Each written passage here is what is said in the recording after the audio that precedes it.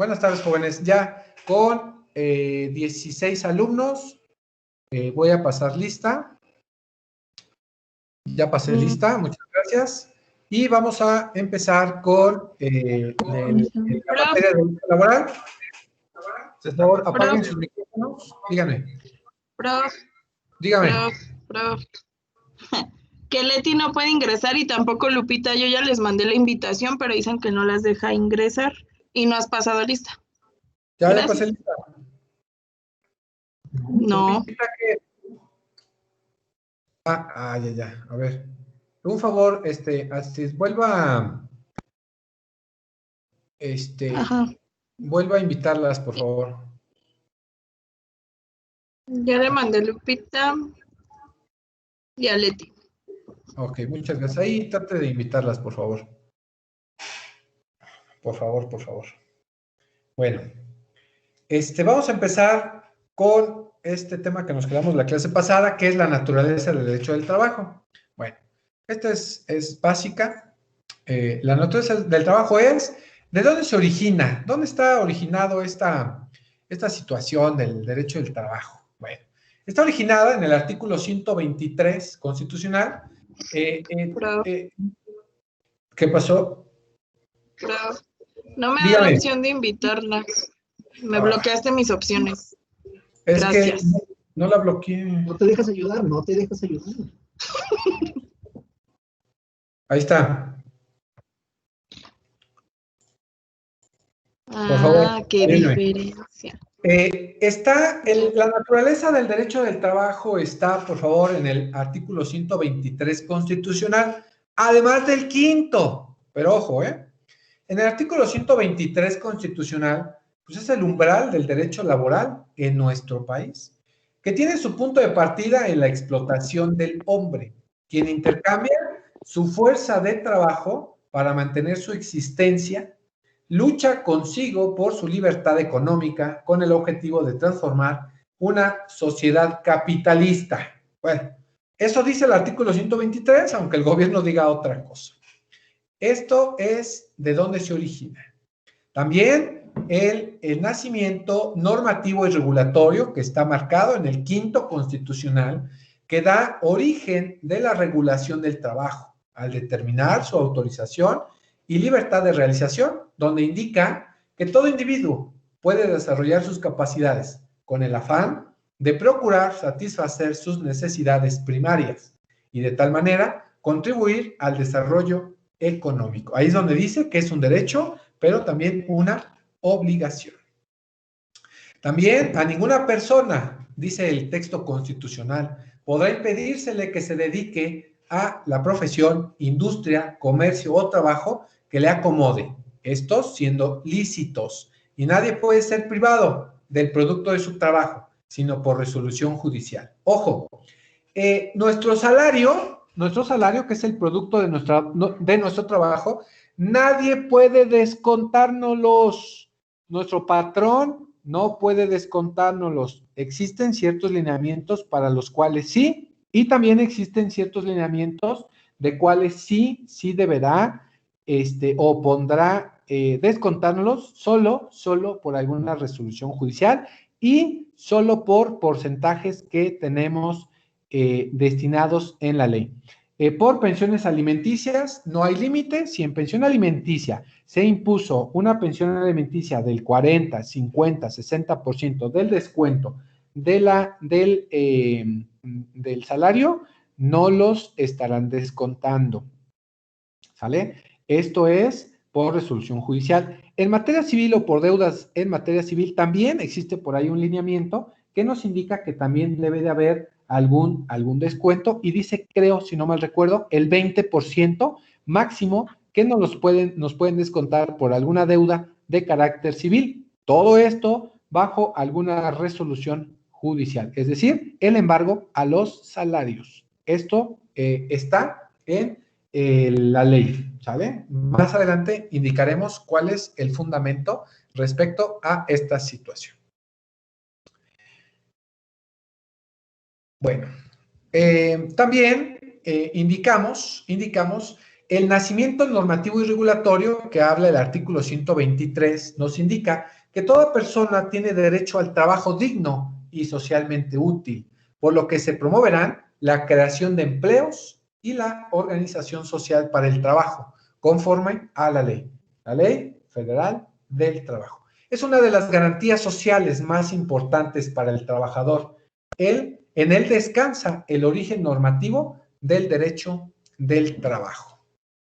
Así como en el artículo 123 se habla de forma general y específica de los derechos y obligaciones, prestaciones que todo trabajador debe tener con motivo de la prestación de ese servicio. Aquí les voy a dejar una actividad que ya tendrán que estar subiendo a Moodle la siguiente semana. Si no, tener la lista para subirla a Moodle o recibir indicación de cómo es que la tienen que enviar. Van a elaborar un mapa conceptual del artículo 120. Ya hablamos de eso, maestro. Constitucional. Puntualizar las características generales de las condiciones de trabajo. Bueno, ahí se las voy a dejar para que ustedes lo realicen. ¿Vale? Yo les indicaré cómo subirlo al final. Bueno, ahora vámonos con las denominaciones del derecho del trabajo. Bueno, en nuestro largo parecer de nuestra Constitución, de nuestra Ley Federal del Trabajo, pues nos habla de distintas denominaciones o formas como han denominado a estas determinaciones. ¿Cuáles han sido propuestas? Bueno, ha sido propuesta una legislación industrial. Este fue el primer nombre que se le atribuyó a la materia. Este es su principal atributo. Su origen se explica por la época en la que surgió, ya que en ella empezó a nacer el poder de la industria y el consecuente malestar obrero. Una legislación industrial, imagínense. También derecho obrero, tomando en cuenta que surgió por las exigencias propias del obrerismo. Se rechaza esta denominación porque sus alcances son muy limitados. Únicamente hacía referencia al trabajo desarrollado por el trabajador de las fábricas, comúnmente llamado obrero. Derecho social. Todo derecho social se le ha considerado como derecho de clase. El derecho social implica otras disciplinas delimitadas a la perfección, como el derecho agrario y el de la seguridad social. Entonces, también, velas. Llegamos al derecho laboral. Esta es la denominación que ha tenido mayor aceptación. Incluso se ha llegado a utilizar como sinónimo. Sería lo más prudente declinar, pues ese nombre se ha venido utilizando en la legislación. Y derecho del trabajo. Esta es considerada la denominación de mayor amplitud para la materia, ya que contiene cualquier fenómeno de clase, perdón, de trabajo. Es decir, la denominación puede implicarse todas las relaciones laborales. De hecho, esta denominación es la más apropiada porque tan es así que en las distintas universidades se denomina derecho del trabajo, ¿sale? Como materia. Bueno, ¿dudas aquí? Está bien fácil, ¿no?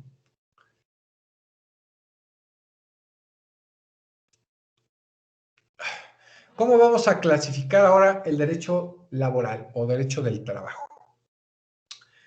Existen distintas ramas. Recuerden, cuando nosotros identificamos dónde se encuentra propiamente el derecho del trabajo o el derecho laboral, lo vamos a identificar dentro del derecho objetivo, dentro del derecho social, el derecho público y derecho social, ¿sale? Por eso nosotros lo encontramos en esta rama del derecho, durante o conforme a el derecho agrario, de asistencia social o de seguridad social, y aquí está el derecho del trabajo, ¿vale? Las demás ya las han estado ustedes analizando en diversas situaciones. Pero una característica especial o esencial en su diversidad de ramas, quien se fundan y regulan en la base normativa del derecho laboral, vamos a nosotros indicar que vamos a analizar dentro del derecho laboral o derecho del trabajo, el derecho individual del trabajo, el derecho colectivo de trabajo, el derecho de seguridad social y el derecho procesal del trabajo.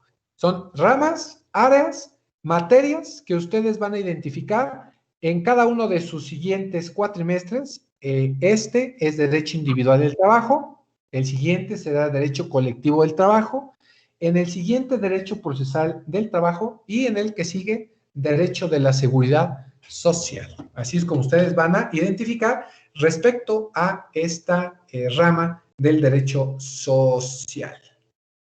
Primero, el derecho individual, hacemos referencia o que va a regular aquellas relaciones entre los sujetos individualmente considerados por ser un trabajo, por ser una relación trabajador-patrón, de forma individual. Un patrón, un trabajador. Por consiguiente, el derecho colectivo se ocupa de las relaciones de los sujetos colectivos. Por un lado, los sindicatos, por otro lado, las cámaras empresariales representantes de los patrones. Aquí va a indicar o va a resolver las relaciones entre los sujetos colectivos. Por un lado, los sindicatos de trabajadores, por otro lado, los sindicatos o las cámaras empresariales de los patrones. En cuanto al derecho de la seguridad social, va a establecer que el Estado, para erradicar la necesidad y asegurar a cualquier ciudadano la obtención de ingresos para su subsistencia y su salud, se basa en el reparto igualitario de la renta nacional y emplea como instrumento la prestación de seguro social que aportan los trabajadores en una participación mitad y, bueno, en un tercio, el patrón otro tercio y el Estado otro tercio, para que los trabajadores se amparen contra riesgos sociales y profesionales, lo que permite hacer frente a situaciones de desempleo al facilitar su sostenimiento y el de su familia. ¿Qué pasó, Gilmar?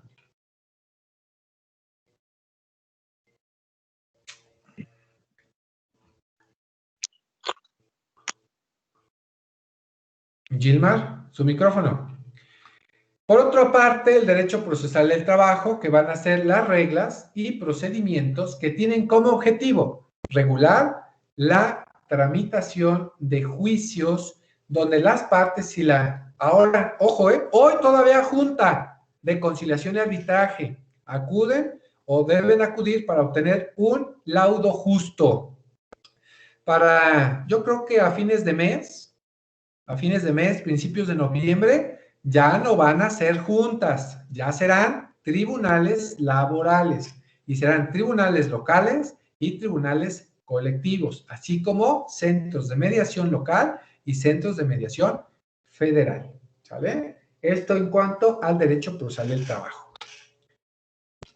Siguiente, el derecho individual del trabajo, perdón por la imagen, la verdad es que se borró mucho, voy a buscar una mejor. Vamos a ver el derecho individual, que es nuestra materia que nos va a identificar. Este derecho individual, como al principio dijimos, van a ser estas normas que regulan una relación individual entre un sujeto llamado trabajador y otro sujeto llamado patrón. En un sentido histórico se habla entre el dueño de la fuerza del trabajo y el dueño de los medios de producción. Es decir, en esta imagen, ahí se ve. Todos los hombres son dueños de la mano trabajadora, de la mano productora, pero necesitan también al dueño de la empresa, de las máquinas.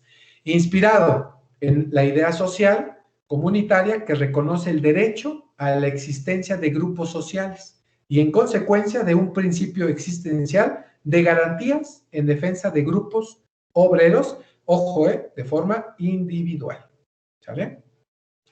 Nos vamos a robar, bueno, rápido, un segundo.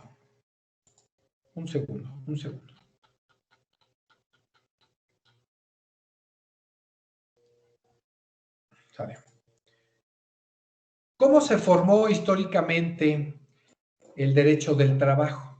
¿Sale? Bueno, empezamos en Europa. ¿Cómo fue en Europa? de acuerdo a los factores que determinaron el surgimiento del derecho del trabajo, de acuerdo a la revolución industrial, la revolución inglesa y la revolución francesa, ¿sale? Son movimientos tecnológicos e ideológicos de la revolución industrial, la revolución francesa y, gracias a esto, la Declaración Universal de los Derechos del Hombre, ¿sale? Gracias a esto.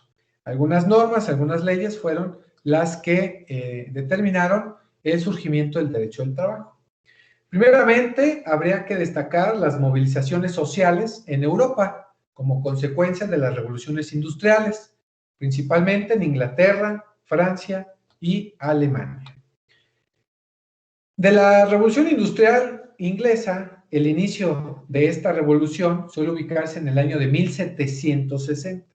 No puede entenderse solo como un fenómeno económico asociado a los nombres de los inventores ingleses. Bueno, aquí había un video, pero no se reproduce.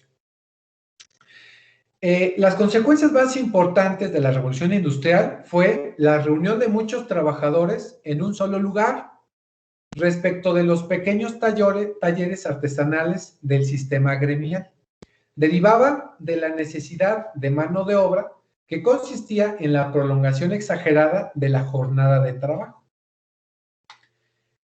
Las consecuencias más importantes que tuvo esta revolución industrial fue la falta de moneda fraccionada, aparece el sistema de pago del salario con vales o fichas.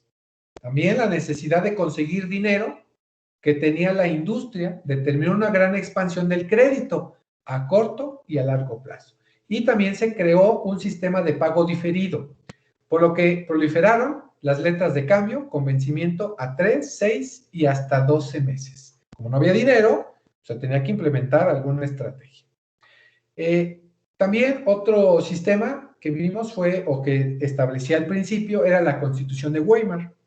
Aquí principalmente denotó una derrota de los ejércitos alemanes y llevó a la Revolución de 1918 y el establecimiento de la República, cuya expectación fundamental era la de dictar una nueva constitución que irradiara directrices de la socialdemocracia, del socialismo revisionista. Dicha constitución fue promulgada el 11 de agosto de 1919 por la Asamblea Nacional de Weimar. ¿Cuándo estamos en Europa?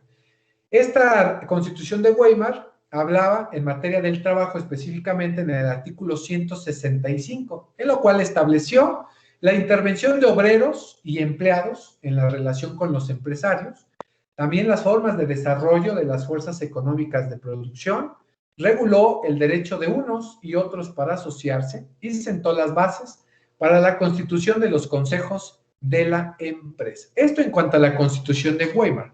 También existió la ley de Chapelier. Esta ley de Chapelier fue en Francia. Como en muchos lugares de Europa, existieron todo tipo de instrumentos jurídicos que tipificaban el derecho de asociación de estos trabajadores como un delito, al grado de imponerles una pena corporal por la sola intención. Con este motivo, nace en Francia la ley Chapelier, en honor al abogado Breton Isaac Le Chapelier, que fue promulgada en Francia el 14 de junio de 1791.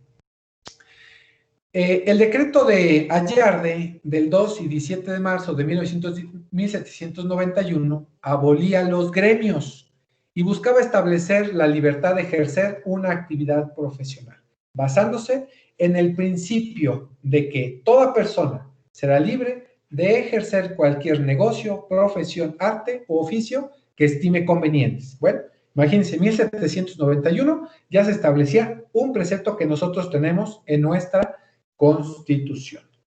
¿Sale? Esto en cuanto a la ley Chapelier. ¿Sale? Perdón, creo que se plasmó la pantalla. Después tuvimos la Revolución Francesa. Esta Revolución Francesa fue un conflicto social y político, con algunos periodos violentos que agitó Francia y por sus implicaciones a otros países de Europa, que desafiaban a partidarios y opositores del sistema conocido como el Antiguo Régimen. Inicia con la autoproclamación del tercer estado como Asamblea Nacional en 1789 y finaliza con el golpe de estado de Napoleón Bonaparte en 1799. Marcó el final este final que terminó con el absolutismo y originó un nuevo régimen donde la burguesía y las masas populares se convirtieron en la fuerza política dominante en el país. Quebrantó las bases del sistema monárquico como tal. Desde el punto de vista político, fueron fundamental importancia las ideas expuestas por los ilustrados Voltaire, Rousseau y Montesquieu, que englobaban conceptos de libertad política, de fraternidad y de igualdad, lo cual fue desgarrado el prestigio de las instituciones del antiguo régimen. Desde el punto de vista económico, la terrible deuda del Estado fue agravada por un sistema de marcada desigualdad social y de altos impuestos de los grupos privilegiados, como la nobleza y el clero, no tenían obligaciones de pagar, pero que oprimían al resto de la sociedad. Sin duda, el ejemplo impuesto por el movimiento revolucionario estadounidense abrió los horizontes de cambio político y favoreció la consumación de la Revolución Francesa. En este contexto, la clase trabajadora renace al impulsar el reconocimiento de lo que ahora sigue vigente en muchas legislaciones y que se conoce como la Declaración de los Derechos del Hombre. Esta Declaración Universal de los Derechos del Hombre, en esta se van a precisar, bueno, habla de la Declaración de 1789 y fue inspirada en la Declaración de Independencia Americana de 1776, en el espíritu filosófico del siglo XVIII. Marca el fin del antiguo régimen y el principio de una nueva era, en cuanto al reconocimiento de los derechos fundamentales con motivo del trabajo. En esta se van a precisar los derechos naturales e imprescriptibles de todo ser humano, la libertad, la propiedad, la seguridad y la resistencia a la opresión. Asimismo, reconoce la igualdad de todos los ciudadanos ante la ley y la justicia. Acuérdense que es una declaración, un convenio de Viena. Contribuyó esta Declaración Universal de los Derechos del Hombre a la generación y regulación del derecho laboral en el mundo. Ayudó a fortalecer diversos principios fundamentales inherentes a todo trabajador: la dignidad del trabajo, la libertad de trabajo, las horas de descanso y otras prestaciones que son necesarias para la regulación de la relación obrero-patronal. Y bueno, estamos hablando de los 1700 aproximadamente, casi mil y algo. Vamos a llegar a nuestro país. ¿Cómo fue esta formación del derecho del trabajo en nuestro país? Bueno, vamos a empezar por la colonia. Durante la colonia, bueno, recuerden que la ley que nos estaba regulando era la ley de las Indias, ¿sale? Disposiciones de mucho interés para el derecho del trabajo. Existía una desigualdad en todos los aspectos entre el indio y el conquistador. Asegurar a los indios la percepción efectiva de su salario, jornada de trabajo, salario mínimo, prohibición de tiendas de raya, etc. En este contexto se encuentran las ordenanzas, parte integrante que fue la reglamentación rigurosa de los oficios, de los gremios, sistema corporativo de la organización del trabajo. De los gremios surgió la pequeña burguesía industrial, representada por maestros y artesanos. ¿Quiénes? Fueron ellos quienes monopolizaban la producción de los oficiales y aprendices mestizos, indios y negros. Con el crecimiento de la producción y el aumento de la competencia, debido a esa destreza y habilidad de los indígenas, las corporaciones gremiales restringen la admisión de nuevos miembros, alargando los plazos para el aprendizaje y haciendo más difícil alcanzar el título de maestro. Con la misma mentalidad feudal, las corporaciones tomaron medidas para impedir los nuevos procedimientos de producción y la importación de productos elaborados, declarándose la lucha entre las corporaciones artesanales y los comerciantes. En la colonia existieron las organizaciones gremiales. Fueron instituciones que controlaban mejor la actividad de los hombres bajo el marco de un gobierno absolutista. Era un instrumento con el cual se disminuía la producción en beneficio de los comerciantes de España.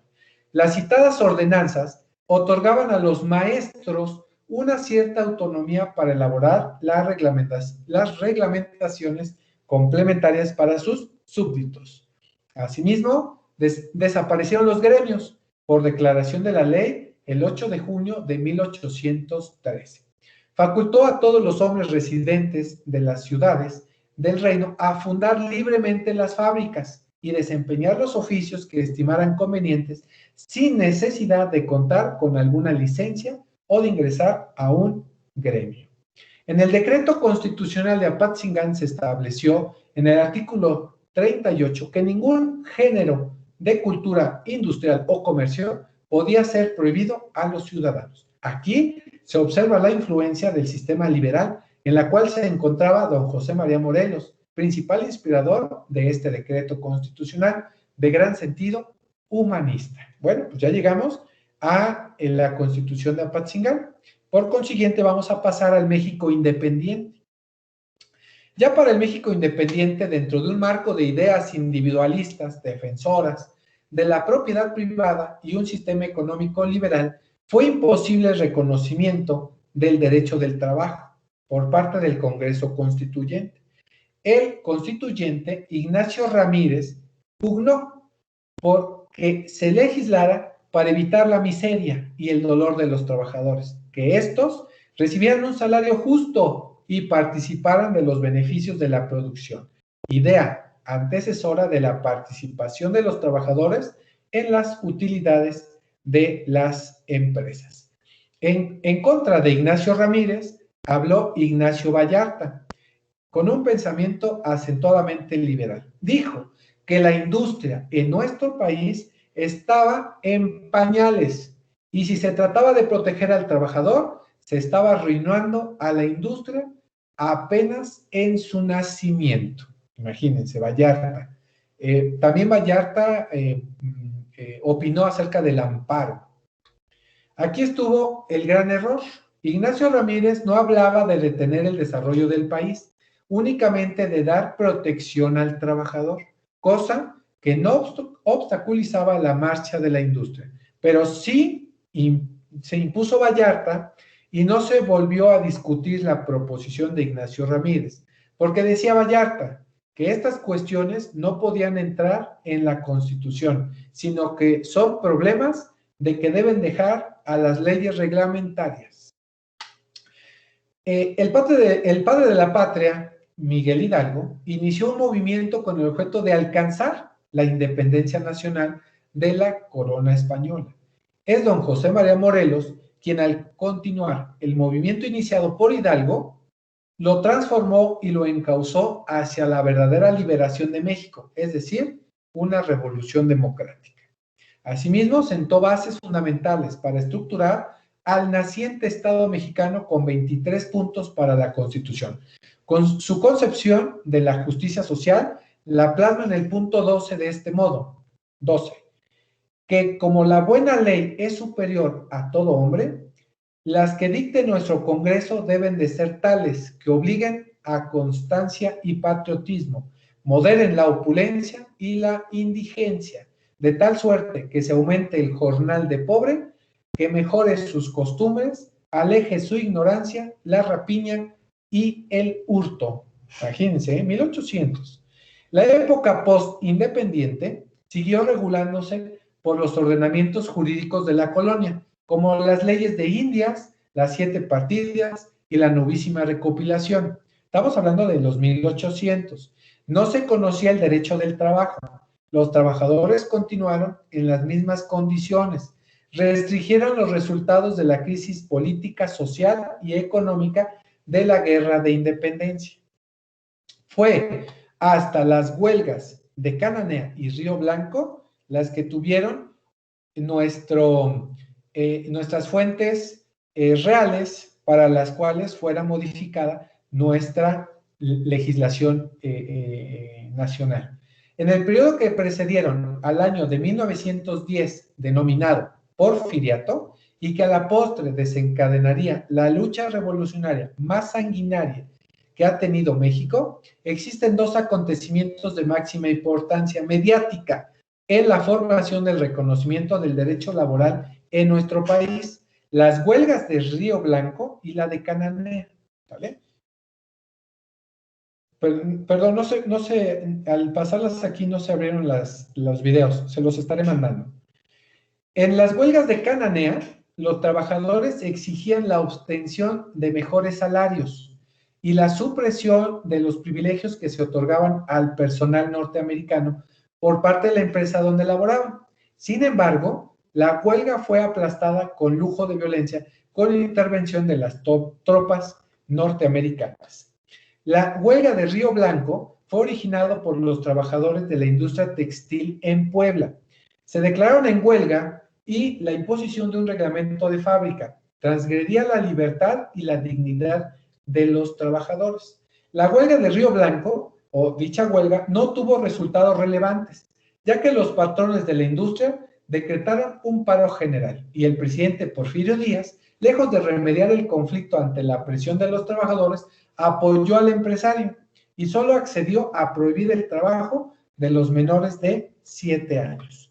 Los movimientos influenciados por las ideas de Ricardo Flores Magón, en el año de 1906 se publicó el Manifiesto y Programa de Partido Liberal, en el cual se analizó la situación del país en esa época y las condiciones de los obreros y campesinos, y se propusieron reformas de fondo a los programas políticos, agrarios y del trabajo.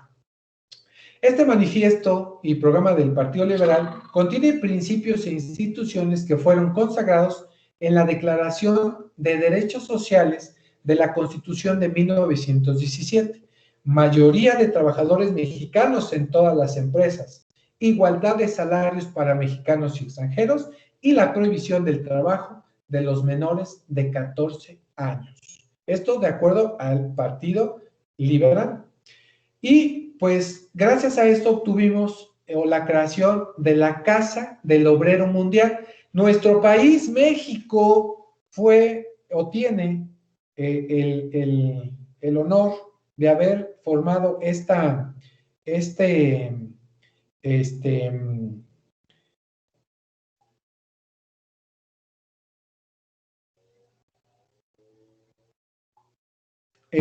tiene el honor de tener esta Casa del Obrero Mundial en nuestro país.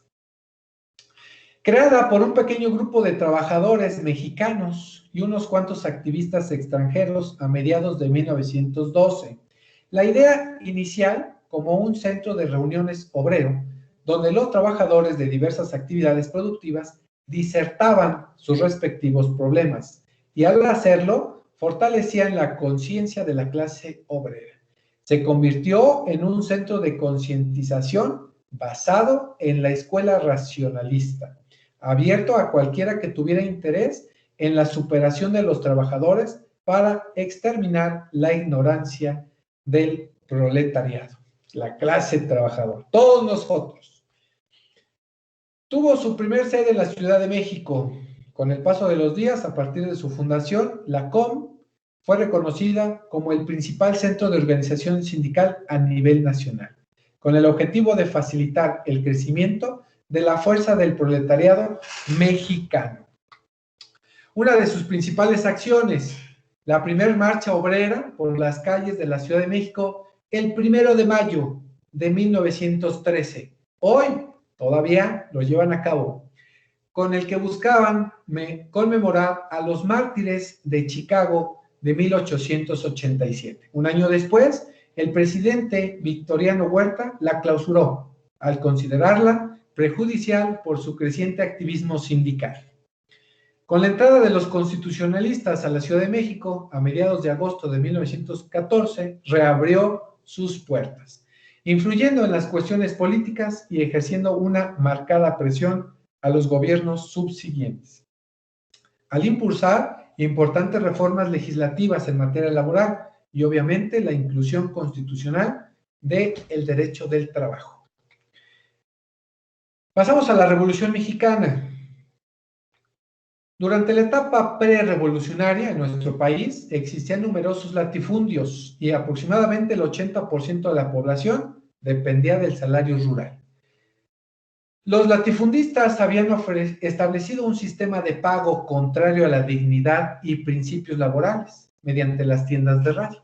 Creo que eso no hay ningún problema. Tienda de raya, el mismo patrón te pagaba con vales y tenías que ir a la tienda de raya a cambiar tus vales o a cobrar y tenías que llevarte pues insumos, canasta básica, consistente en pagar los salarios de los trabajadores en mercancía, la cual era obviamente propiedad pues del propio patrón, el latifundista. Pago mediante las tiendas de raya. Conseguía que los trabajadores adquirieran tal cantidad de crédito que quedaban endeudados de por vida. En este sistema, junto con otras prácticas que eran comunes en la época, la contratación por engaño, la adjudicación de la deuda inexistente, poco a poco fueron hartando a la población y sirvieron de aliciente para que el pueblo se levantara en armas contra el sistema. Legalmente hablando, pocas veces se aplicaba el derecho dentro de las haciendas, donde los trabajadores eran vistos como esclavos u objetos propiedad de los patrones, generándose prácticamente una especie de feudalismo, aunada a la opresión que se vivía en las haciendas. En el campo actuaba el denominado Cuerpo de Rurales, que era una agrupación policíaca encargada de resguardar la paz, generalmente a través de métodos inhumanos. Por toda esta situación, a partir de 1906, empezaron a surgir algunos movimientos obreros, como por ejemplo las huelgas de Cananea y Río Blanco, que serían reprimidas por el gobierno mediante el uso de la fuerza militar. Sin embargo, el presidente Díaz se postuló nuevamente para la presidencia de la República, lo que originó el descontento de la población y principalmente de los detractores del gobierno reeleccionista, lo que originó el estallido de la revolución que, como sabemos, alcanzaría su punto cumbre en 1917 con la promulgación de la Constitución Federal, que en su artículo 123 reguló la materia laboral a efecto de evitar el retorno a las prácticas lascivas de antaño. En las condiciones sociales y políticas y económicas antes descritas se desarrolló el derecho laboral al amparo de la desigualdad y de una batalla campal por el poder sobre los medios de producción. Y pues bueno, gracias a esto tenemos pues la evolución del artículo 123 a través del tiempo. Y para esto va a ser una actividad de ustedes. Van a ustedes a hacer un diagramita, perdón, aquí se movió, un diagramita de cómo fue cambiando el artículo 123. Aquí se los voy a cambiar. Ahí está. Van a identificar cómo fue modificándose este artículo 123. A partir, bueno, dice aquí desde la colonia, vamos a ponerlo desde la creación en 1917 y cuáles cambios ha tenido hasta la fecha, el día de hoy. Esto es su actividad de la semana para entregarlo el siguiente sábado. Yo les indico el sábado cómo lo entregamos. De eso no se ocupen, pero ya lo deben de tener ahí a la mano. Y bueno, en cuanto a los orígenes del derecho laboral, como conclusión tenemos que los acontecimientos históricos de dos vertientes, que son la internacional y la nacional. En el ámbito internacional destacan como antecedente fundamental la revolución industrial, la época de transición del taller a la fábrica, incrementan los accidentes de trabajo, el hacer patente el abuso del trabajador, incrementar los accidentes de trabajo y las jornadas de trabajo sin condiciones higiénicas y de seguridad. Posteriormente, en la Primera Guerra Mundial,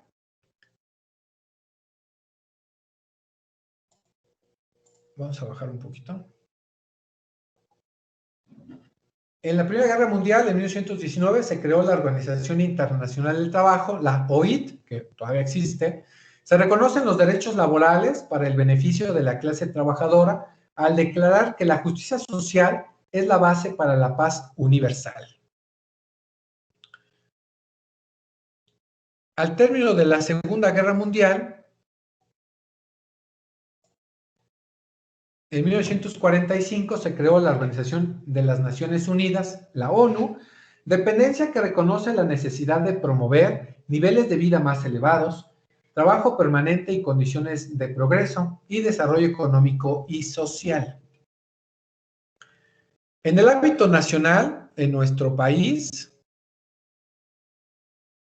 se reconoció la protección de los trabajadores desde la Constitución Política de los Estados Unidos Mexicanos de 1857, donde se estableció la libertad de profesión, la retribución justa y se consideraba al trabajo como una mercancía, de acuerdo con los contratos de servicios que se suscribían en ese momento. Y una de la transformación más importante en nuestro país fue la entrada en vigor en el año de 1917, el 1 de mayo, la entrada en vigor de la Constitución, el 1 de mayo de 1917, la Constitución Política, a su vez, el artículo 123, que señalaba una jornada de trabajo de 8 horas, la protección al trabajo de mujeres y menores, la protección de menores y de mujeres, la retribución justa al trabajo, y se faculta al Congreso de la Unión el legislar en materia laboral. Esto fue en materia nacional.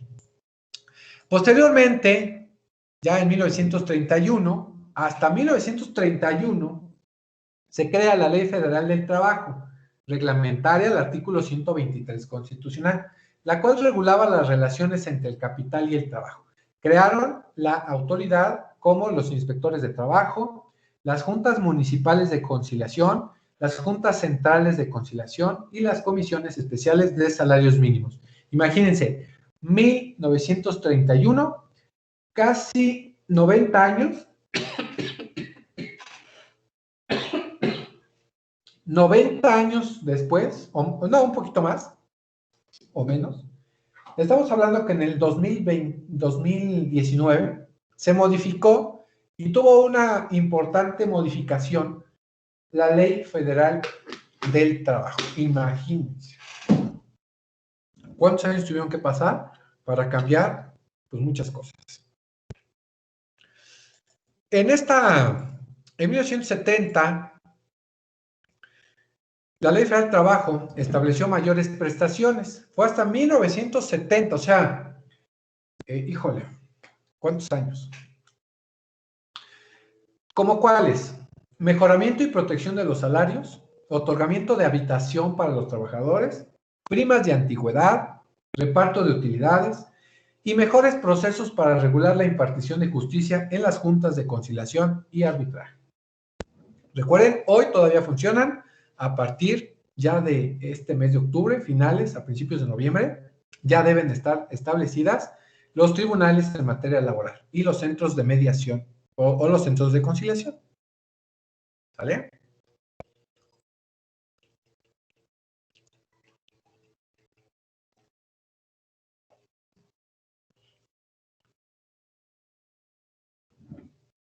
¿Dudas, jóvenes? Un poquito de historia, ¿no? Demasiada. Un poquito. Tenemos que saber, conocer cuáles fueron los motores que impulsaron el que hoy tengamos nuestro derecho laboral nacional e internacional, como hoy lo tenemos, gracias a la Revolución Industrial, la Revolución Francesa, la Declaración de los Derechos del Hombre, gracias a la independencia de Estados Unidos, los mártires de Chicago, nuestra revolución, bueno, nuestra independencia, nuestra revolución, las guerras o las huelgas de Cananea Río Blanco, son motores que han o hemos nosotros tenido como fuentes reales en nuestro derecho para crear pues lo que hoy tenemos, ¿no? Principalmente, y saber aquellas modificaciones que hemos tenido. Y ahora bien, Vámonos con este siguiente tema, que son las fuentes, un segundo, me robaron aquí un parrafito. Fuentes, interpretación y principios rectores del derecho del trabajo. Vamos con las fuentes. Vámonos con estas fuentes.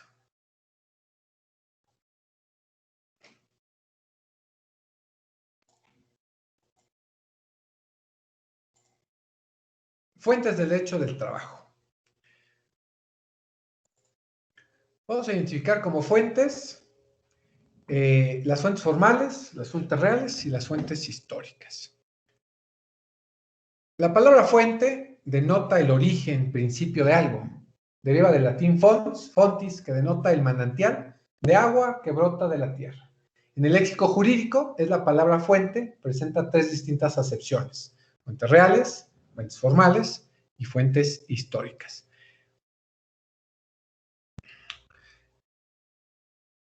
Para fuentes del derecho del trabajo van a ser aquellos procesos por medio de los cuales se crean las normas jurídicas para nosotros, ¿sale? ¿Cuáles van a ser?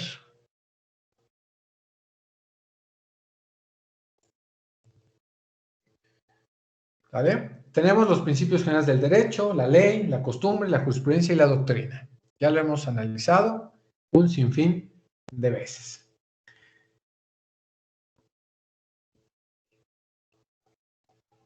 Eso es en cuanto a fuentes reales, perdón, fuentes formales. Las fuentes reales pues son aquellos factores y elementos que determinan el contenido de las normas jurídicas. En sí son acontecimientos que sirvieron de motor para la creación de una normatividad. Para nosotros, en nuestro país específicamente, tenemos las huelgas de Cananea, Río Blanco, que dieron origen a la revolución. Por consiguiente, la proposición de la Constitución de 1817 con ya las adecuaciones del artículo 123 constitucional. Y como fuentes históricas, bueno, pues tenemos aquellos elementos como libros, escrituras, inscripciones, que englobaban el texto de una ley o conjunto de leyes que se utilizaron en un momento determinado y que por su evolución quedaron obsoletos. Por allá tenemos la primera Ley Federal del Trabajo en México, 1931. Tenemos la declaración para la Constitución de Apatzingán, que también quisieron por allá poner algunas inscripciones, la Constitución de 1827, la Constitución de 1824, 1857 y la Constitución de 1917 ya es una fuente histórica, porque ya con todas aquellas reformas que hemos impuesto en de 100 años,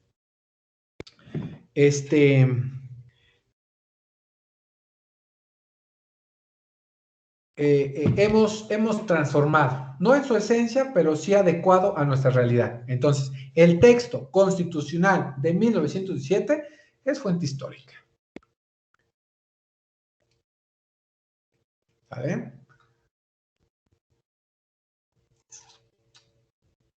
Las fuentes del derecho del trabajo en nuestro país las vamos a analizar desde este punto de vista. Recuerden, la supremacía constitucional, la Constitución, tratados internacionales, la Ley Federal del Trabajo y sus reglamentos van a ser una. La analogía, otra. Los principios generales laborales, los principios generales del derecho, los principios generales de justicia social que derivan del artículo 123, la jurisprudencia, la costumbre, la equidad. Asimismo, en materia laboral se encuentran unas otras fuentes especiales, ¿como cuáles?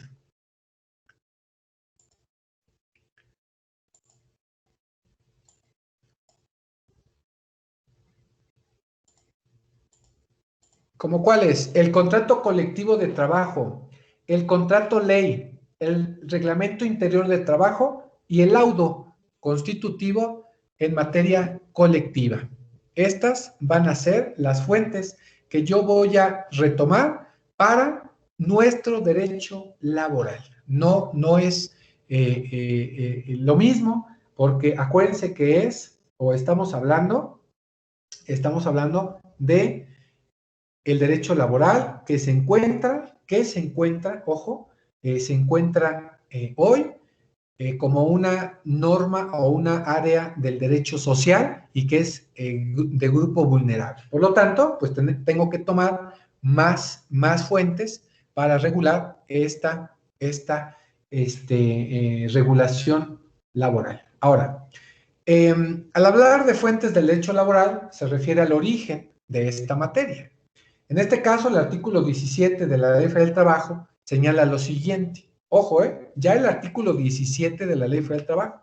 A falta de disposición expresa en la Constitución, la Ley Federal del Trabajo o en sus reglamentos o en los tratados a que se refiere el artículo 6, se tomará en consideración las disposiciones que regulen casos semejantes, los principios generales que deriven de dichos ordenamientos, los principios generales del derecho, los principios generales de justicia social que deriven del artículo 123, la jurisprudencia, la costumbre y la equidad.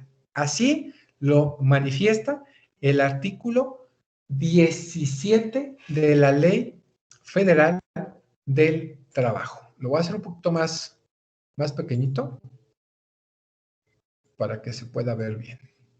¿Vale?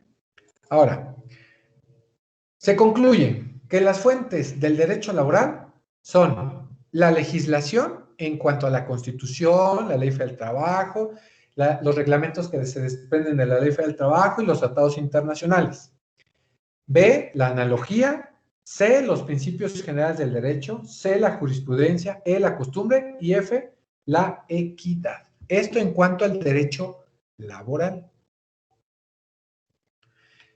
¿Sale? En cuanto a la legislación, pues ya saben que es la Constitución política.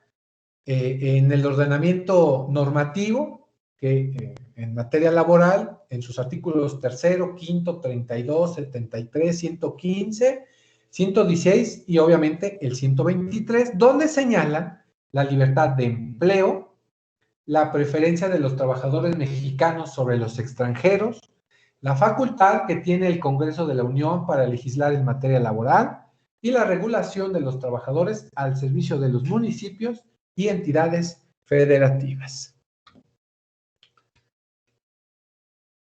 La analogía, ¿qué es la analogía? Pues va a ser el método por el que una norma jurídica se extiende por identidad de razón a casos no comprendidos por ella. A lo que se refiere es que sí se presentan casos que no estén contemplados por una disposición específica de la ley, pero son semejantes a los casos previstos en la misma, podría aplicarse la analogía. ¿Sale? Esto es en el caso de la analogía. Siguiente, los principios generales del derecho. Bueno, estas son interpretaciones lógico-jurídicas que sirven como orientación a un sistema legal que han prevalecido a través del tiempo y que genera la norma jurídica por un agente que se encarga de resolver una controversia por medio de un trinomio, acorde a su experiencia, la normatividad y al caso en particular. Un ejemplo es el nacimiento de la justicia social que debiera tener cada trabajador, misma que se usó de antecedente para generar el vigente artículo 123 constitucional. Siguiente, la jurisprudencia. Bueno, hoy la jurisprudencia es la interpretación de las leyes que emite el Poder Judicial de la Federación. La jurisprudencia se forma a través de la reiteración de criterios, la contradicción de tesis y la sustitución.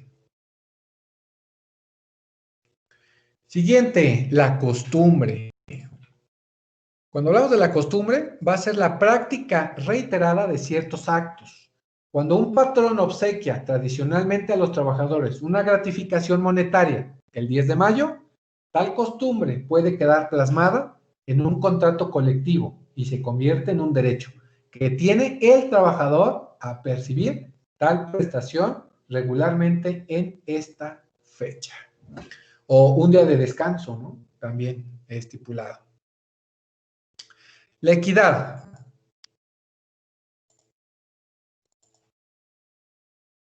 Cuando hablamos de la equidad, es la aplicación de la justicia a un caso concreto. Significa garantizar derechos mínimos a los trabajadores y su irrenunciabilidad. Esto quiere decir que el patrón no podrá argumentar en ningún caso que el trabajador aceptó voluntariamente una percepción inferior al salario mínimo sin causa alguna. Lo anterior implica el equilibrio entre la fuerza laboral y el poder económico del patrón, de conformidad con el artículo 2 de la Ley Federal del Trabajo. Una máxima laboral dice que a trabajo igual, salario igual. Eso significa equidad. No porque haya dos secretarias y una pues tenga mejor salario que otra. Puede existir, pero la fuente de derecho laboral, la equidad, significa eso. A trabajo igual, salario igual. Asimismo, en materia se encuentran fuentes especiales como el contrato colectivo de trabajo, el contrato ley, el reglamento interior y el laudo constitutivo. En cuanto al contrato colectivo, vamos a señalar que según el artículo 386 de la Ley Federal del Trabajo, indica que es el convenio, este contrato colectivo es un convenio celebrado entre uno o varios sindicatos de trabajadores o uno o varios patrones, con el objeto de instaurar las condiciones según las cuales debe de prestarse el trabajo en una o más empresas o establecimientos. Todos los trabajadores que formen parte de este sindicato tendrán los mismos beneficios. No siempre ocurre, pero esa es la idea. O no todos son sindicalizados, ¿no? Este contrato colectivo refiere o da sentido a la libertad sindical y a la huelga. En él se sintetizan los esfuerzos y las inquietudes de los trabajadores organizados en sindicatos. Rompe cualquier privilegio del patrón a favor de uno o algunos trabajadores y las condiciones de trabajo se aplican con sentido de igualdad a todos los trabajadores. Se democratizan las condiciones de trabajo en la empresa. Por eso es que es una fuente del derecho laboral. El siguiente es un contrato ley. Bueno, el contrato ley también se le conoce con el nombre de convención colectiva obligatoria o contrato colectivo obligatorio. Este es el acuerdo celebrado entre uno o varios sindicatos de trabajadores y uno o varios sindicatos de patrones, con el objeto de instituir las condiciones laborales en una misma rama o una determinada rama industrial, adquiriendo carácter obligatorio. En una rama determinada, los huleros, los automotrices, independientemente de qué rama, pero es obligatorio. En una o varias entidades federativas, ya sea en uno o dos estados o en todo el territorio mexicano. En una o varias zonas económicas que abarquen una o más de dichas entidades o bien todo el territorio nacional. Recuerden que nosotros tenemos dos zonas económicas. Independientemente de que la zona fronteriza es una zona económica y que el salario allá está un poco más arriba, preponderantemente está más alto en la zona fronteriza para que los trabajadores mexicanos no se vayan a trabajar a Estados Unidos. Por eso es que es más alto. Y el salario mínimo pues también es más alto en aquel lado. También tenemos el reglamento interno de trabajo, el reglamento interior. Este se encuentra regulado en el artículo 422 de la Ley Federal del Trabajo y nos dice que es el conjunto de disposiciones obligatorias para que los trabajadores y patrones en el desarrollo de los trabajos sepan o deriven cómo desarrollar esos trabajadores dentro del establecimiento. Y por último, tenemos este laudo constitutivo en materia colectiva. Esto, refiere que son las resoluciones dictadas por los tribunales de trabajo, hoy juntas de conciliación y arbitraje, sometidos en los conflictos colectivos de carácter económico, que se someten a conocimiento y solución y cuyo laudo tienen como consecuencia el establecimiento de nuevas condiciones de trabajo en una empresa o en una rama de la industria. Lo que indique esa área o ese laudo tendrá que ser obligatoria. ¿Sale?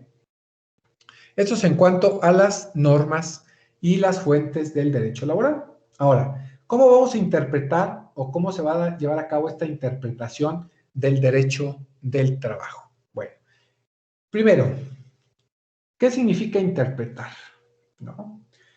Interpretar es, o vamos a poder nosotros entenderlo como una delimitación del significado y sentido por un término, armonizándolo con el todo al que pertenece. Recuerden, allá en la materia de introducción al derecho vimos cómo se debe de interpretar la ley y derivábamos que era en sistema estricto o es decir, a la letra, en sentido literal, en el sentido extensivo, restrictivo. Entonces, nosotros debemos de identificar cómo interpretar el derecho o la ley federal del trabajo o las normas del trabajo. Se ha establecido un principio fundamental denominado indubio pro operario, que determina que en caso de existir duda en la aplicación de una norma, se tomará a la interpretación que más beneficie al trabajador. Recuerden, somos un área de norma vulnerable, entonces todo, si hay duda en la interpretación, será a la interpretación que más beneficie al trabajador. ¿Sale?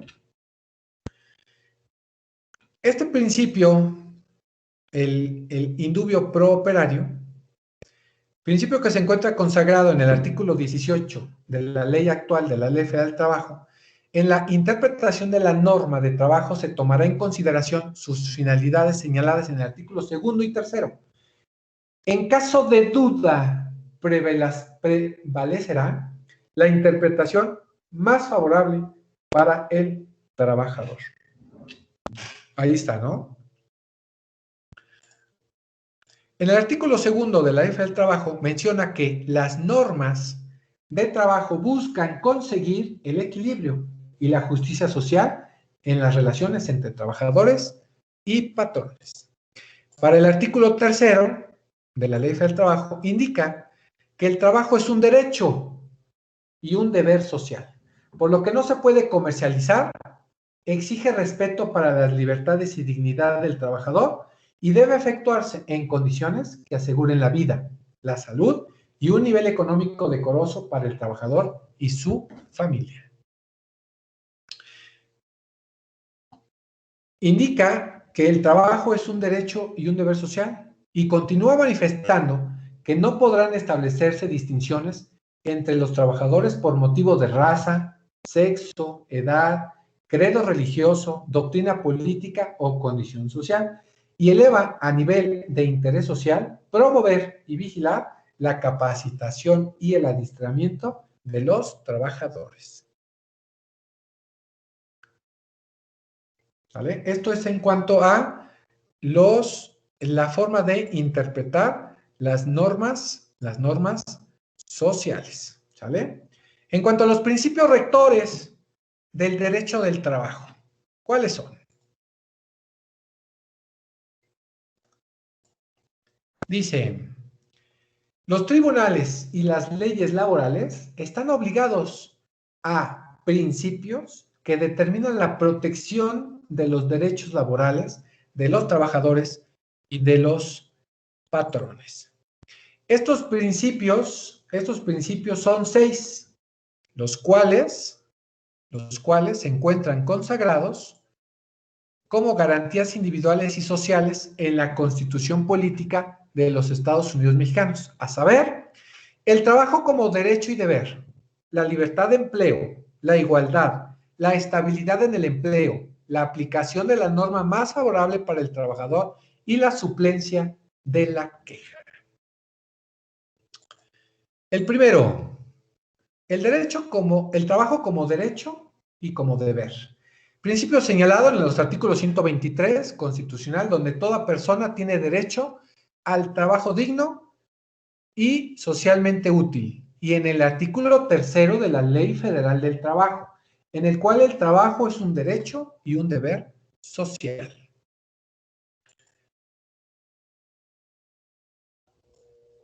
Primero, el trabajo es un derecho que tiene todo individuo autorizado por la ley para desempeñar actividades lícitas a cambio de una retribución llamada salario. ¿Vale?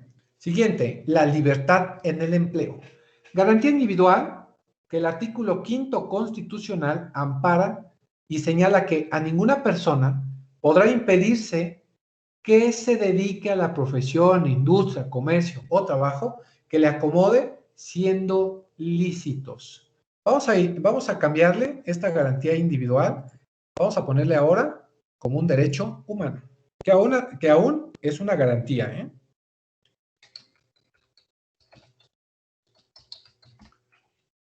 ¿Vale? Siguiente, la libertad. Bueno, habla de la libertad en el empleo todavía. Dice, el ejercicio de esta libertad solo podrá vedarse por determinación judicial cuando se atacan a los derechos de terceros o por resolución gubernativa dictada en los términos que marque la ley, cuando se ofendan los derechos de la sociedad. Nadie puede ser privado del producto de su trabajo, sino por resolución judicial. Ahí es cuando vienen los descuentos o que te pueden negar ese empleo. Tiene como finalidad proteger a la clase trabajadora en lo que necesite y lo que le sea necesario para su sustento y bienestar. Ahora, vámonos con el tercero, es la igualdad. Se encuentra en el artículo 123 constitucional, en su fracción séptima, el cual consigna que para trabajo igual debe corresponder salario igual, sin tener en cuenta sexo ni nacionalidad. Acuérdense, hoy esta igualdad entre hombre y mujer, entre trabajo igual, pues debe de haber salario igual y demás denominaciones. Aquí vemos que a ningún trabajador se le debe de discriminar por su sexo, su raza, su género, su edad, su clase social. Toda vez que todos los individuos son iguales ante la ley, ni así el de pagarle un salario menos al de igual jerarquía. Igual, identificar esa parte. ¿Sale? Uy, aquí se me perdió una diapositiva. Esta. Esta. Aplicación de la norma más favorable al trabajador.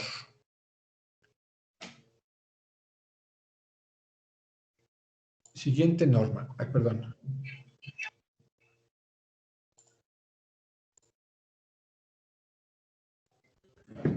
¿A qué se refiere con la aplicación de la norma más favorable al trabajador? Bueno, si existen diversas normas iguales o similares, deberán utilizarse la que mejor beneficie al trabajador. Perdón, Misael, no te había visto, dígame.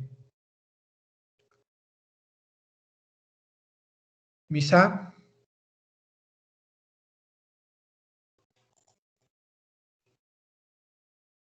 Uy, Misa, dígame.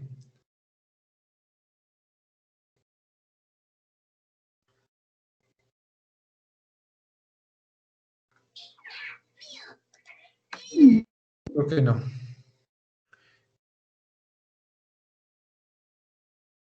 En cuanto al último principio rector, es la suplencia de la queja. Esta suplencia de la queja refiere... Ya, profe, perdón. Ya, Este también viene en el artículo 126, de la norma, bueno, lo más favorable del trabajador. Sí. 123, ok. Sí, acuérdense, está en la Constitución y acuérdense que está en la Ley Federal del Trabajo. Ajá. Es un principio. Bueno. El último principio es la suplencia de la queja. En los conflictos laborales que se encuentren bajo la supervisión de un juez, y si el trabajador en este proceso comete algún error, la autoridad es quien debe subsanarlo.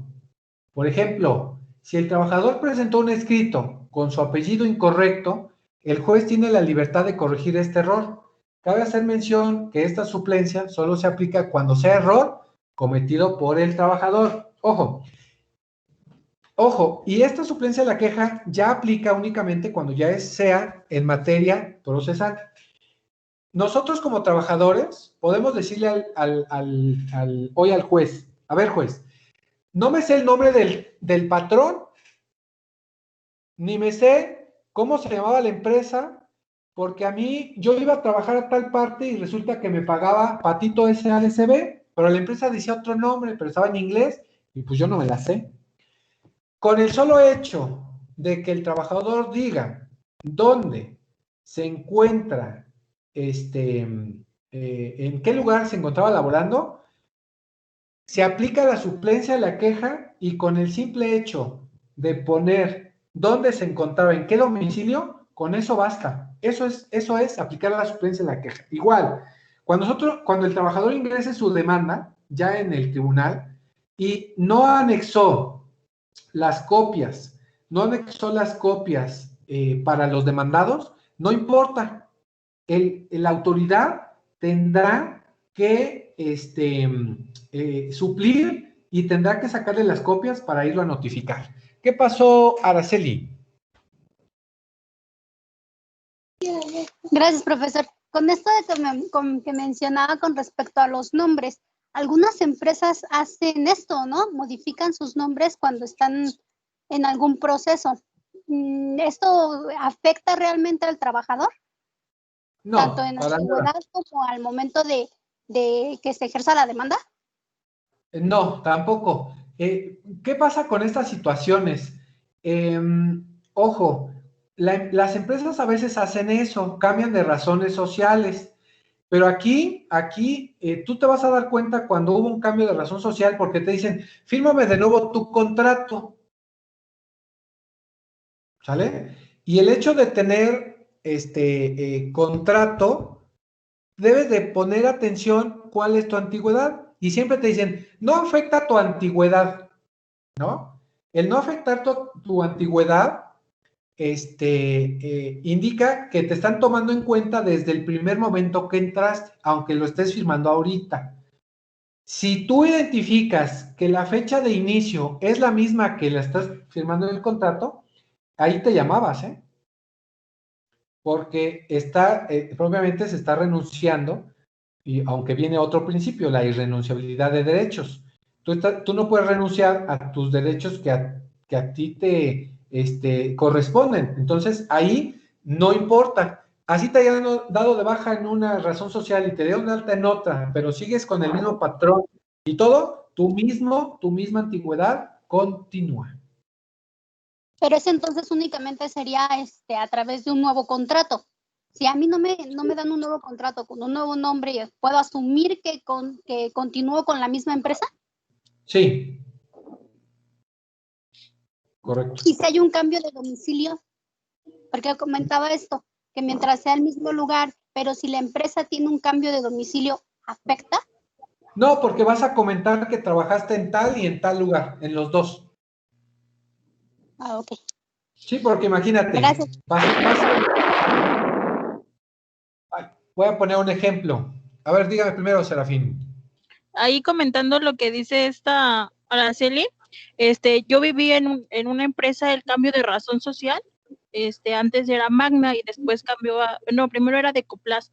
Pasamos con la misma antigüedad, pero ahí te cambia recibo de pago, sigue siendo el número de empleado, absorben lo mismo, pero no te hacen firmar el contrato porque las empresas no son tontas, porque ahí es cuando mucha gente, ahí entran los sindicatos, hacen las juntas sindicales y todo eso. Entonces ahí es donde te van enseñando, los sindicatos donde te van enseñando tus derechos, entonces las empresas nada más hacen el cambio de la razón social. Correcto. Y no te hacen firmar eso, no te lo hacen firmar, hacen cambio nada más de la razón, el recibo, y ya nada más te cambian credenciales. Es lo que hacen las empresas. Sí. El ejemplo claro es este.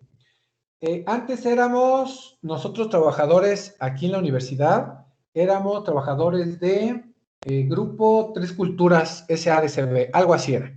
Ahora cambiamos a Lotus algo así, ¿no? Pero como Lotus adquirió a Tres Culturas y adquirió a la Universidad Latinoamericana, o algo así, no me acuerdo cómo se llama la otra universidad, no me acuerdo. Como él las adquirió, pues adquirió todas sus obligaciones. Entonces, a nosotros no nos han hecho firmar nuevos contratos, y si nos hicieran firmar nuevos contratos, tendría que tener la fecha que entramos desde la primera vez. En dado caso que no fuera así, ya pudiésemos ahí generar alguna situación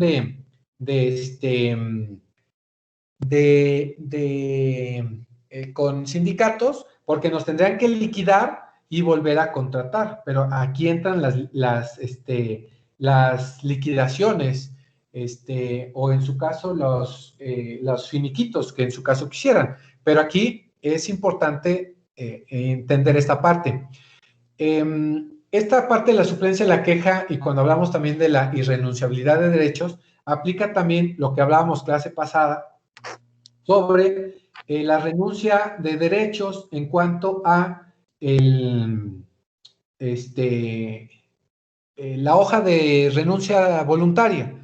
Pues una cosa es que yo haya renunciado ante una hoja ahí en blanco, o mi renuncia ahí textual y que ahí la pongo, y otra cosa, que yo esté renunciando a lo que me pudiese corresponder. Entonces, debo yo identificar, pues, ciertas normatividades, ¿no? Entonces, vayamos aclarando esa parte, y donde entra la suplencia es que tú no puedes, si tú dices que firmaste obligatoriamente una renuncia en blanco, una renuncia como tal, pues, y si la presenta el patrón y no tiene firmado el finiquito, te llamabas, ¿eh? Tengan cuidado con esta parte, porque le dan ese beneficio al trabajador, en lo que más le pueda beneficiar, ¿sale? Además, no puedes renunciar a tus prestaciones. Y una situación, antes de que se me olvide, ¿en qué momento yo lo hago valer, no? Oye, es que me están haciendo firmar la carta de renuncia. Lo pasó en la escuela. En la escuela, como a los 3 años, que ya teníamos, a los 2 años, cuando fue el cambio a Lotus, que empezaron que Lotus y que ya lo habían adquirido, nos hicieron firmar una carta de renuncia. Y muchos profes hicieron, ¿por qué? Hombre, sin problema, fírmale 2, 3, ¿no?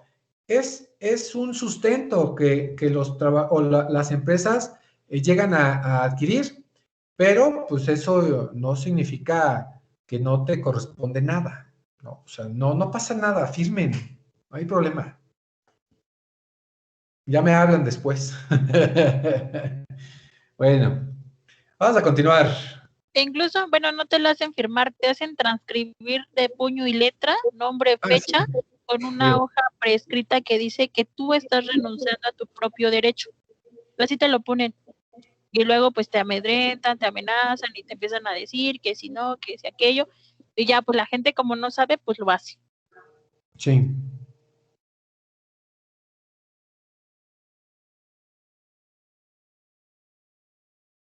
Eso es correcto. Bueno, vamos a continuar. Vamos a ver los sujetos del derecho del trabajo. ¿Vale? Pongo una pequeña imagen. ¿Quiénes son los sujetos? Vamos a identificar que va a haber individuales, que es patrón-trabajador, colectivos, aquí vamos a indicar que hay sindicatos o confederaciones. En cuanto a los sindicatos, hay sindicatos de trabajadores, pero también hay sindicatos de patrones. Los sujetos de forma individual o los sujetos individuales del derecho laboral son aquellas personas que se encuentran dentro de la regulación de la ley laboral. ¿Quiénes pueden ser? De acuerdo al artículo 5º constitucional, se encuentra la posibilidad de dedicarse a una profesión u oficio que les acomode siempre y cuando sea lícito.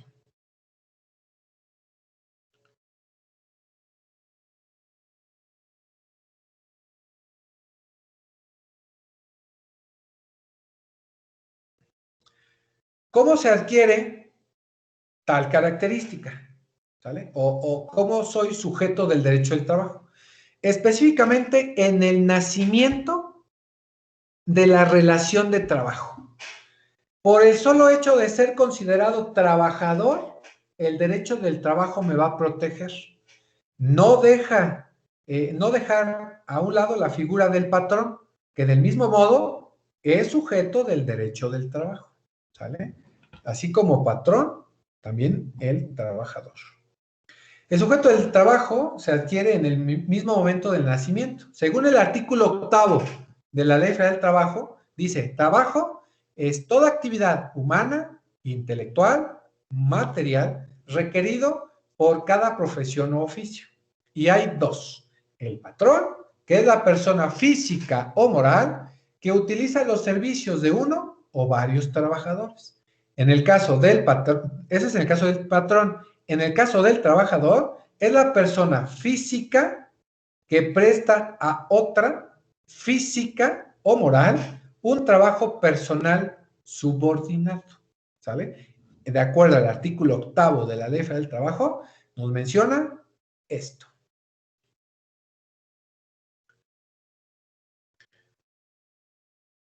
Y bueno, ¿quiénes son sujetos capaces e incapaces? Bueno, los que cumplan con la capacidad de ejercicio sin encontrarse en un estado de interdicción. Recuerden que para el trabajo son mayores a 16 años, ¿sale?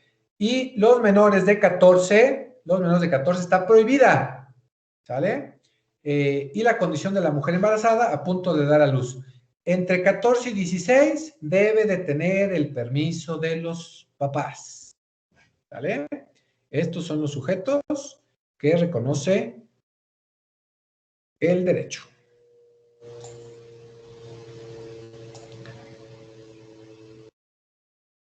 Y nos dicen, en la condición de las personas que son capaces, en el apartado 2, 3 y 4, en el artículo 123 constitucional, indica, dice, la jornada máxima de trabajo nocturno será de 7 horas. Quedan prohibidas las labores insalubres o peligrosas en el trabajo nocturno, industrial y todo otro trabajo después de las 10 de la noche de los menores de 16 años.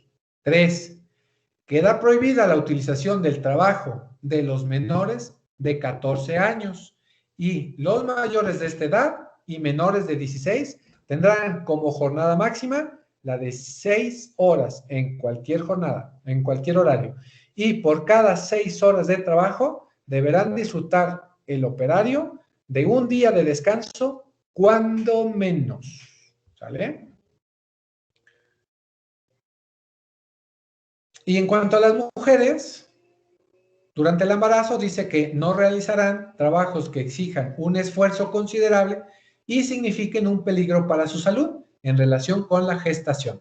Gozarán forzosamente de un descanso de 6 semanas anteriores a la fecha fijada aproximada para el parto y 6 semanas posteriores al mismo, debiendo percibir su salario íntegro y, además, poder regresar a su empleo, es decir, conservarlo, y los derechos que hubiesen adquirido por la relación de trabajo.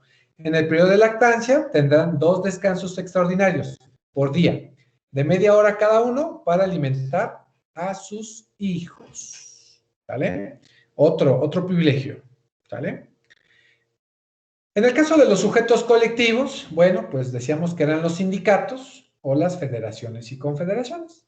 En el caso de los sindicatos hay de dos, o hay trabajadores o hay de patrones. De los trabajadores son constituidos para unirse con el objeto de defender sus derechos laborales y propiciar la conquista de nuevos derechos. En cuanto a los sindicatos de patrones, son formados por patrones de una o varias ramas de actividades o nacionales, cuando estos sean de distintas entidades federativas. Y también hay federaciones o confederaciones, son la unión de sindicatos, pero de manera federal. Es decir, todos los sindicatos a nivel nacional se unen con un solo propósito. El ejemplo claro, han escuchado de la CITATIR, ¿no? La Confederación de Trabajadores y Patrones del radio, la televisión y los medios de comunicación. Es un ejemplo. ¿Qué pasó, Gilmar? De hecho, ahorita lo que quiere hacer Cabecita de Algodón es de que quiere hacer un solo sindicato, ¿no? Quiere desaparecer a los sindicatos charros y sindicatos patos y hacer uno solo, ¿no? Para él tener el mandato. ¿Es correcto? Ok. Pero quién sabe si lo logre, ¿eh?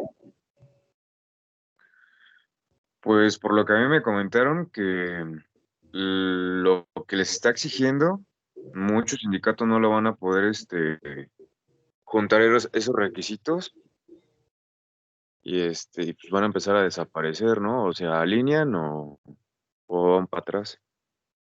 ¿Quién sabe? ¿Quién sabe? Tenemos ahí el recurso de amparo, ¿no? Para que no haga sus cosas. Pues sí, es lo que también digo, pero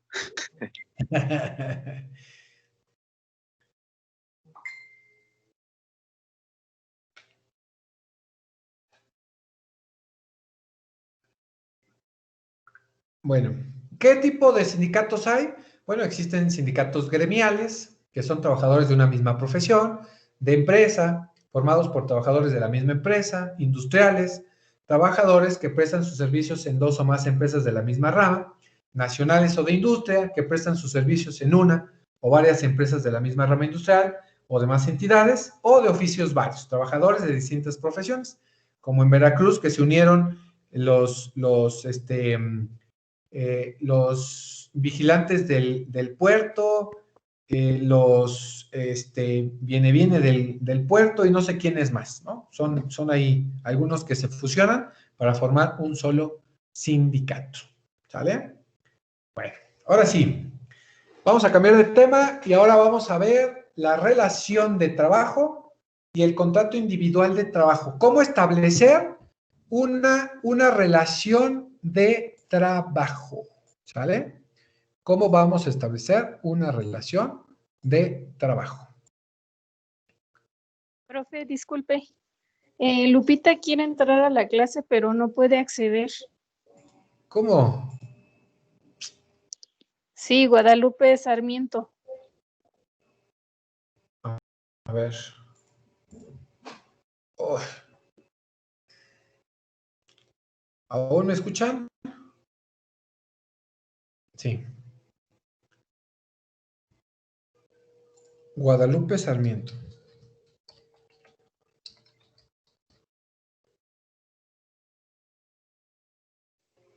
Ay, no la tengo.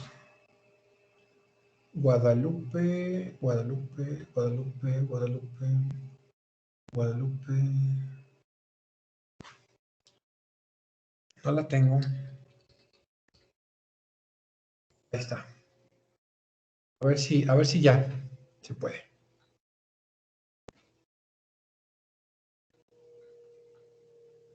Ahí ya está, Guadalupe.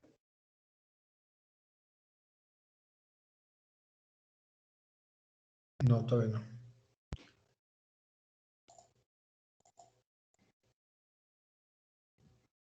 A ver si ahorita ya.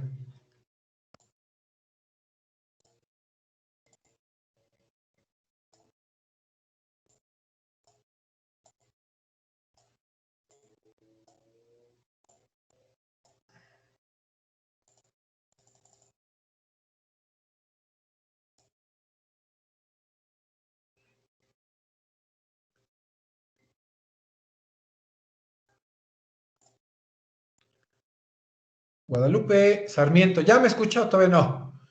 Hasta me hizo enojar. Sí, ya, profe. Perdón, pero es que no puedo entrar. Bueno, no podía entrar. Ya, gracias. A ver si ya.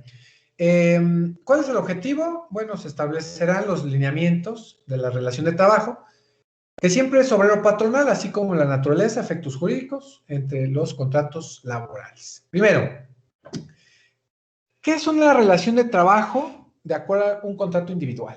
Bueno, existen diversas formas para constituir una relación de trabajo, así como lo establece el artículo 20 de nuestra ley, al mencionar que no importa el acto que le dio origen, lo más común de estas es el contrato. ¿Y a qué se refiere con esta situación? Bueno, esta relación o esta forma, nosotros hemos luchado por indicar cómo debe de ser, ¿no? Dice, únicamente es suficiente el hecho de prestar un servicio. Así, ¿eh? Es más, le vamos a poner aquí. Vamos a poner un corchete para que sea más específico. Donde nosotros establezcamos subordinación, ¿sale? Donde nosotros podemos establecer una subordinación en el prestar ese servicio, es suficiente para que surja la relación laboral. Puede existir una relación de trabajo sin dar por anticipado un contrato escrito, verbal o de forma tácita. Con que esté la situación de realiza tal actividad, con eso, gracias a esa situación de la subordinación, hoy ya tenemos regulado al servicio de hogar, estas personas que nos van a hacer el aseo, la comida, pues hoy ya las tenemos reguladas en la Ley Federal del Trabajo, pero antes no, pero todavía nos faltan muchos, el jardinero, el albañil, ¿no? Estos todavía están ahí en el aire en cuanto a esa situación. Pero ojo, este artículo del 20 de la Ley del Trabajo establece que no importa el origen, únicamente es suficiente para que surja la relación el hecho de prestar un servicio y que exista subordinación, ¿sale? Únicamente.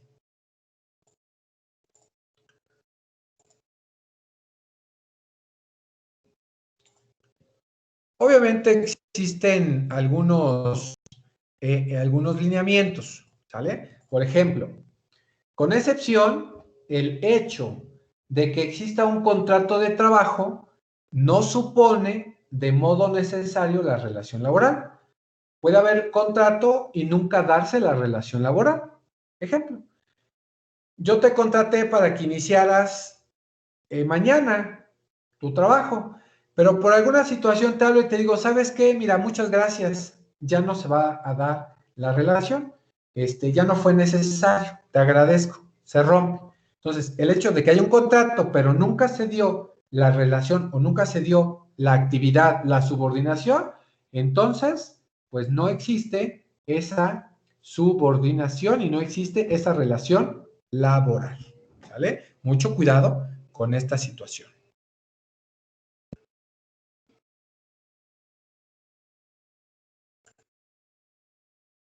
Entonces podemos decir que es suficiente o es más que suficiente que se presente la prestación de un trabajo personal y subordinado para que nazca la relación de trabajo. Nada más, que exista la prestación de ese trabajo personal y subordinado para que nazca la relación de trabajo. ¿Vale? Mucho cuidado con esta parte. Ahora, se va a entender este contrato individual aquel por medio del cual una persona física, es decir, un trabajador, se obliga a prestar servicios personales para una persona física o jurídica, que es el patrón, bajo la obediencia y acatamiento de éste, quien a su vez se obliga a remunerar por estos servicios mediante el pago. Y aquí me voy a atrever a poner el salario, ¿no? ¿Vale? Este es el contrato individual. Entonces ya sabemos que es una relación de trabajo o cómo se establece y cómo establecer un contrato colectivo. ¿Vale? Entonces, podemos señalar que de la definición de trabajo identificaremos dos clases de elementos, unos elementos subjetivos y unos elementos objetivos. Elementos subjetivos debemos de tener un trabajador y un patrón. Y dentro de los elementos objetivos debemos de tener la prestación de un trabajo personal y subordinado y además el pago de un salario. ¿Vale?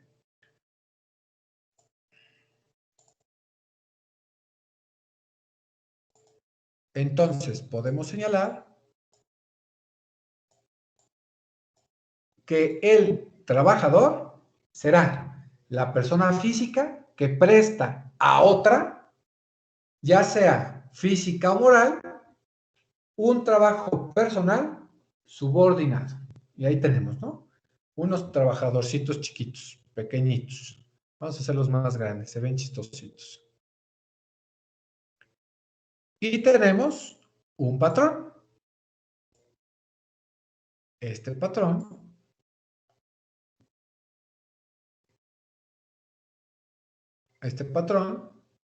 está regulado en el artículo 10 de la ley del trabajo y dice, ¿quién resulta ser la persona física o moral que emplea los servicios de uno o más trabajadores? Y ahí, ¿no? Le decimos, órale, ponte a hacer esto.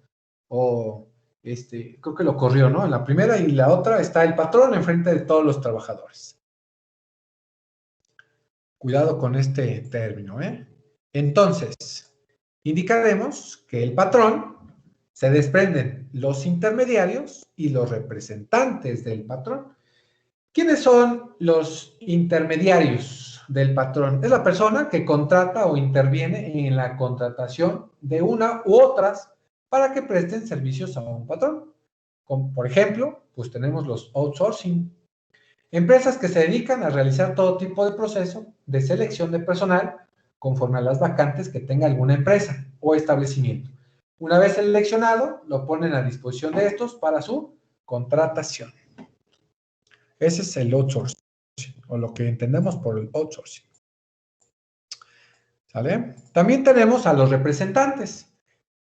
¿Quiénes son los representantes? El artículo 11 de la Ley Federal del Trabajo dice que serán directores, administrativos y gerentes y demás personas que ejerzan funciones de dirección o administración en la empresa o el establecimiento y en tal concepto lo obligan en sus relaciones con los trabajadores. Y de aquí depende una situación.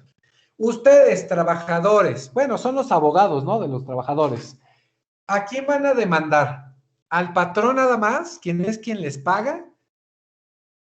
Qué importante pregunta.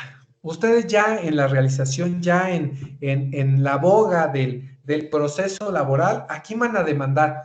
¿A un patrón que ni conocen, que ni saben cómo se llama, pero que sí les paga? ¿O a quién? Bueno, nosotros debemos de identificar que a quien vamos a demandar,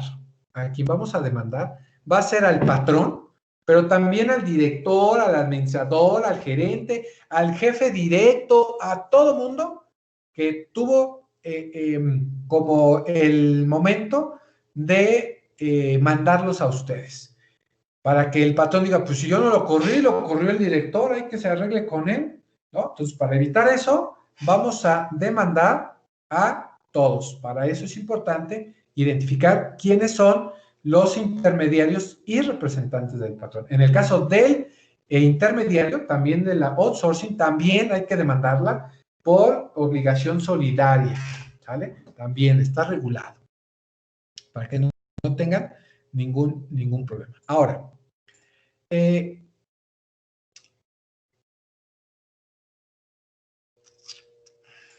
un segundo, es que estoy regulando aquí.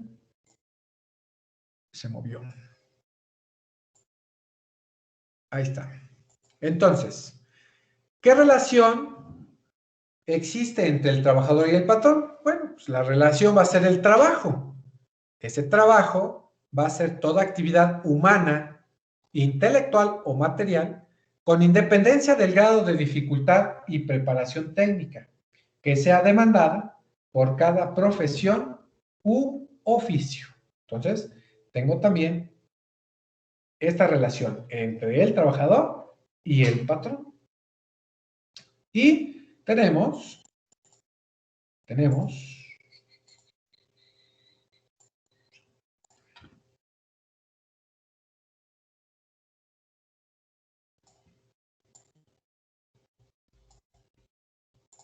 este trabajo y tenemos la prestación de ese trabajo que sea personal y subordinado. El trabajo debe presentarse de manera personal. No lo puede presentar otra persona que no sea la que por medio de su voluntad originó el nacimiento del contrato de trabajo. Y además, debe de ser subordinado. El trabajador está a las órdenes del patrón en todo lo concerniente a lo que fue contratado. Eso significa la subordinación y que sea de manera personal. No es que te mando a otra persona para que cumpla. No, eso, pues no se va a poder. ¿Sale? Entonces, esta prestación de trabajo personal y subordinado no significa, ojo, no significa que el trabajador tiene que estar en todo momento para que el patrón a lo que guste mandar, sino por el contrario, solo se encuentra subordinado al trabajo por lo que fue contratado. Por eso es bien importante cuando ustedes entren o tengan un trabajo, especifique cuál es la función que ustedes tienen que desempeñar, porque si no, fuéramos esclavos, estuviésemos ahí, uno de servicios generales, a lo que diga el patrón, que hoy no vamos a comer, no comemos, que hoy esto, no hacemos. Entonces, mucho cuidado con esta parte. No estamos para lo que esté ahí el patrón mandar, no, únicamente para lo que a nosotros nos fue contratado. Y para eso tenemos las funciones.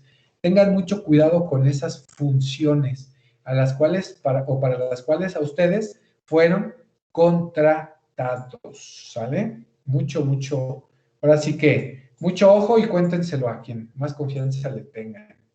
Mucho cuidado. Y bueno, ya que tenemos a los sujetos, tenemos la relación de trabajo, tenemos la subordinación, bueno, pues también tenemos pues la remuneración, que creo que es lo más importante, ¿no? Del trabajo tenemos pues derecho a una remuneración y constituye el derecho que tiene de recibir una retribución por el simple hecho de prestar sus servicios físicos o intelectuales.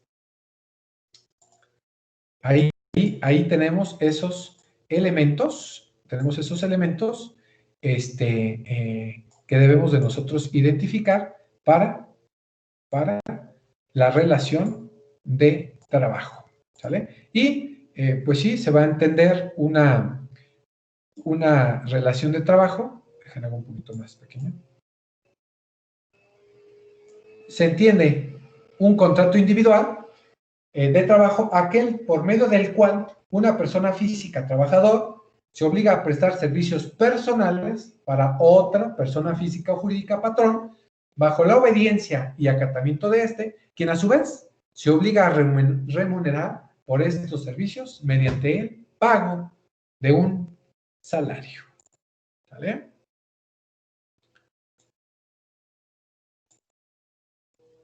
Esta determinación de este contrato individual está regulada por el artículo 20 de la Ley Federal del Trabajo, que señala que el contrato individual de trabajo, cualquiera que sea su forma o denominación, pues es aquel por virtud del cual una persona se obliga a prestar a otra un trabajo personal subordinado mediante el pago de un salario. ¿Sale? Eso es lo que me va a indicar el pago o mi relación de trabajo o mi contrato individual. Ahora,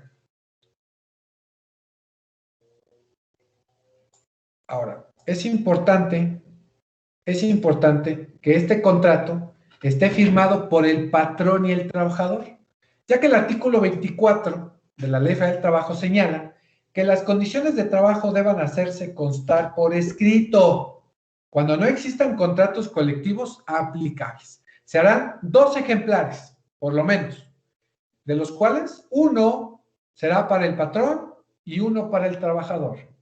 Y aquí siempre hay controversia, jóvenes. ¿Qué creen?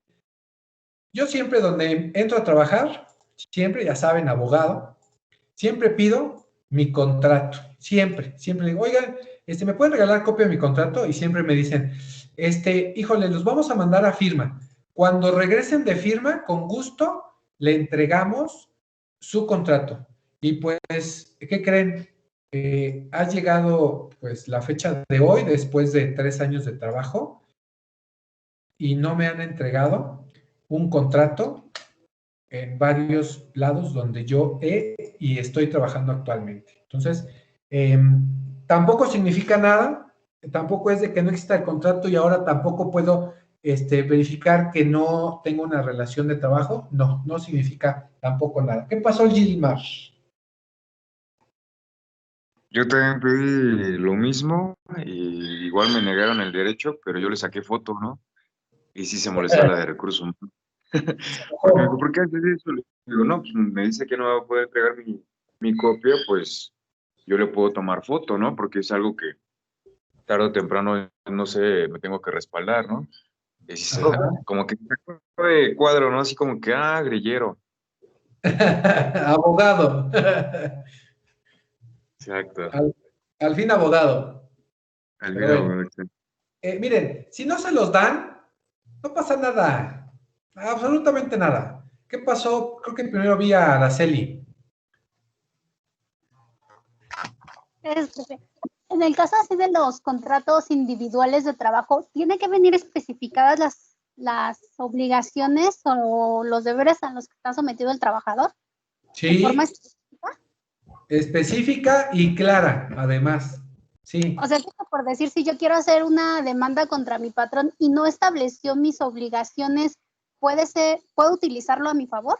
O sea, sí, de que me claro. puso otra cosa y me despidió porque esa cosa no la hice bien, digamos, ¿no? Pero en realidad no eran mis funciones.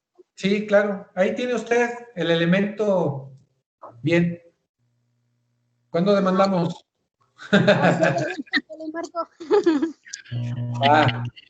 ¿Qué pasó, Misa? ¿Qué tan, bueno, qué tan, conforme a la ley, qué tan, bueno sería que uno tomara la foto durante un contrato? ¿Es permitido o es lo que me refiero? Si es permitido, ¿está en nuestros derechos? Sí. También es tu derecho de tener foto o tu contrato físico que está regulado en el artículo 24. Ahí está. Ahí está. Pero puede haber situaciones en que ni siquiera exista un contrato escrito. ¿Qué pasó, Serafín? Que en la Ley Federal de Trabajo viene un artículo que dice que tenemos derecho a nuestra copia de nuestro contrato colectivo de trabajo, ¿no? Sí, así lo estipula. Y una copia es para ti. Ajá, sí. Así lo manifiesta. Así, más que todas las empresas, como usted le dijo al Gilmar, cuando ya ven que eres, dices grillero, pero pues realmente que conoces tu derecho ya no les gusta. Sí, tienen como con la lupa. Así tal cual dice, las condiciones de trabajo deben hacerse constar por escrito. Cuando no existan contratos colectivos aplicables, se harán 2 ejemplares, de los cuales uno quedará en poder de cada parte. Ahí está, uno es tuyo.